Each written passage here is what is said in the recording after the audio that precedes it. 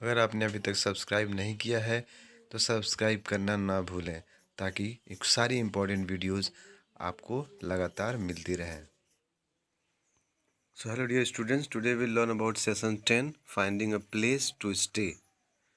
अगर किसी नई जगह आप जा रहे हैं और आपको कोई रूम किराए पे लेना है तो उससे रिलेटेड क्या क्वेरीज होंगी, क्या आपके माइंड में होना चाहिए और किस तरह से you need to do conversation with somebody else, इसके बारे में हम आज जानेंगे। तो इसका रेलेवेंट नॉलेज है कि सपोज़ कीजिए कि आप एक नई जगह, एक नई सिटी में जा रहे हैं और you are looking for a place to stay. कोई जगह आप ढूंढ रहे हैं जहां आप रुकना चाह रहे हैं। इसके लिए आप क्या करेंगे? कुछ क्वेश्चंस आपके माइंड में डेफिनेटली होने चाहिए। What kind of place do you want? किस तरह का स्थान या प्लेस आपको चाहिए? What would you require in a room? Room में आपको क्या चाहिए? लाइक किचन चाहिए, 2 बेडरूम चाहिए, सिंगल बेडरूम चाहिए, like this. Would you take the help of broker? क्या आप ब्रोकर की हेल्प लेंगे, किसी दलाल की या एजेंट की? Would you negotiate the rent? Rent में आपका नेगोशिएशन होगा, यानी अप डाउन आप चल सकता है, यानी बातचीत करके उसको अप डाउन करना चाहेंगे, या जो बोल दिया उसने वही फिक्स रहेगा? इस तरह के आपके माइंड में होने चाहिए। तो ये कुछ रेंटिंग टर्म्स हैं, यानी आप रेंटिंग के लिए जाते हैं तो आपके दिमाग में ये कुछ डिफरेंट वर्ड्स हैं, ये आपको नॉलेज होना चाहिए कि इसका मतलब क्या है। सबसे पहला है हमारा ब्रोकर। ब्रोकर ऐसा एक एजेंट होता है जो आपके लिए, हालांकि उसका अपना फ़ायदा है लेकिन फिर भी वो आपके लिए निगोशिएशन करता है, बारगेनिंग करता है कि हाँ अप डाउन कितना करा सकता है और आपके लिए बेस्ट प्लेस ढूंढने की कोशिश करेगा। तो इससे रिलेटेड एक एग्जांपल दे रहा है कि the broker help me find a room at a reasonable price. Broker ने मुझे हेल्प किया एक रूम फाइंड करने के लिए एक रिजनेबल प्राइस पे, फेवरेबल प्राइस पे। ठीक है, तो ये ब्रोकर है मेरा। टू है रेंट।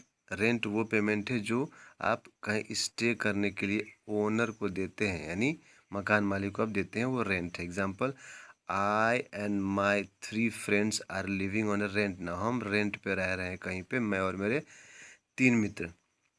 इसके अलावा नेक्स्ट है हमारा पीजी। पीजी यानी पेइंग गेस्ट।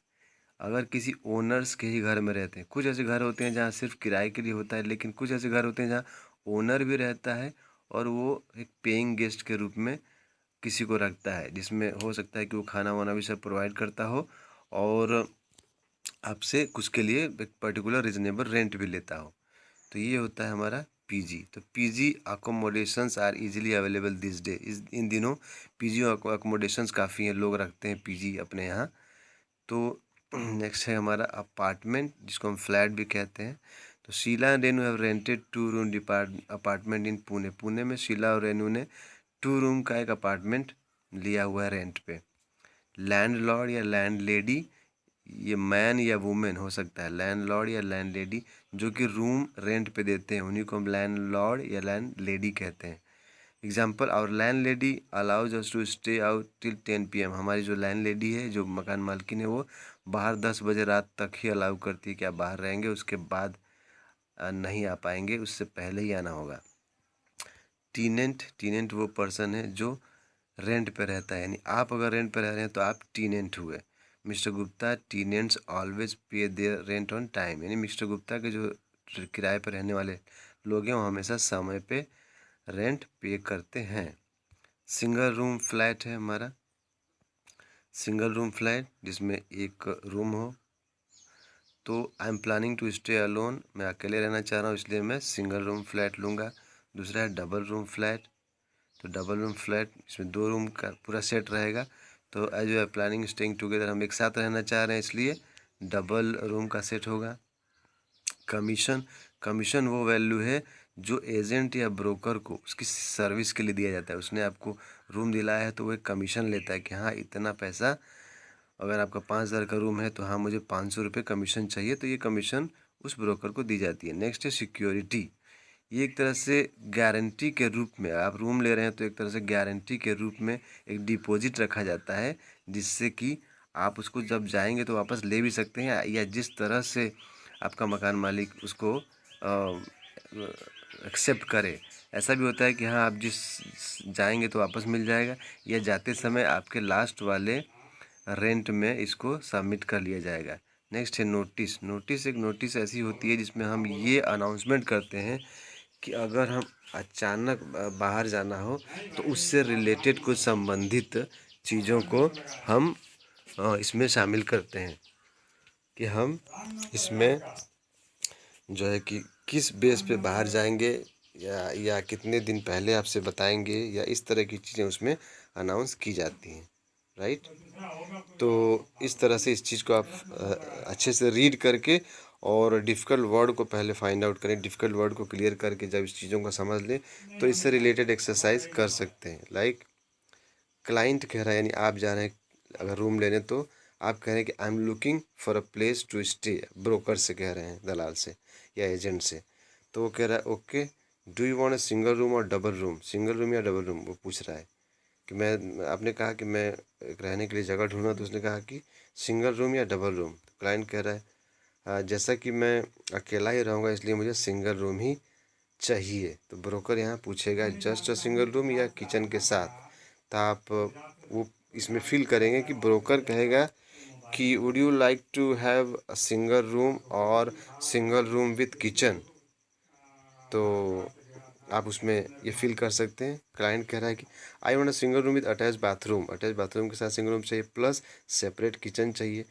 ब्रोकर कह रहा है you have come right on time, एकदम समय से आप आए हैं, और room which has all this just have been vacated, अभी अभी ये ऐसा रूम खाली हुआ है जैसे आपको चाहिए।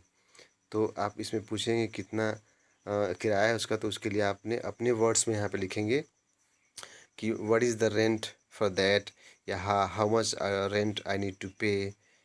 ठीक है, तो इसमें आप वैसे फिल करेंगे। ब्रोकर कह रहा है 4500 रुपये, 4500।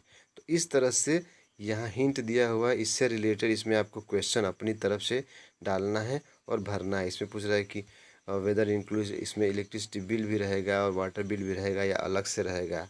ठीक है, तो कह रहा हाँ हाँ ये दोनों रहेगा उसमें।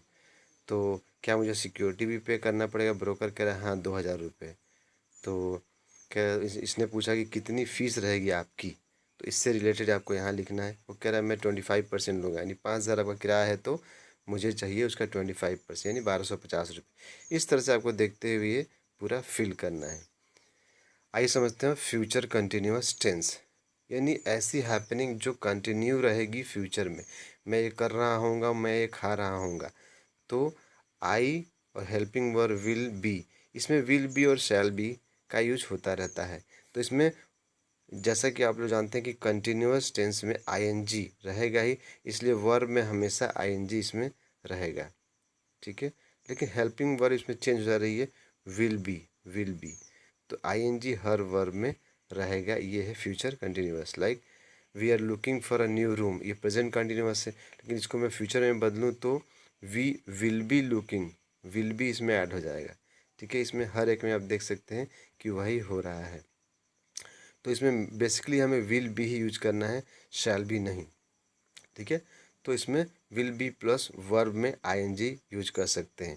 जैसे इनको देख सकते हैं, the rent will be 4000 rupee, I will be hiring a broker. इन दोनों में डिफरेंस आपको कौन सा कंटिन्यूअस है ये फाइंड आउट करना है। क्लियर पता चल रहा है? द रेंट विल बी 4000, ये इंडेफिनिट है। The rent will, I will be hiring तो कंटिन्यूअस है। Will not be taking continuous, will be not be returning continuous, will be staying future continuous, ये चीज़ें हैं। तो इस तरह से आप इनको फ्यूचर कंटिन्यूअस में चेंज करेंगे। Shantanu help me locate a good room, यानी शांतनु ने मुझे हेल्प किया एक अच्छा रूम ढूंढने में। तो इसका मैं फ्यूचर बनाऊंगा तो होगा कि शांतनु मुझे एक अच्छा रूम पाने के लिए हेल्प कर रहा होगा।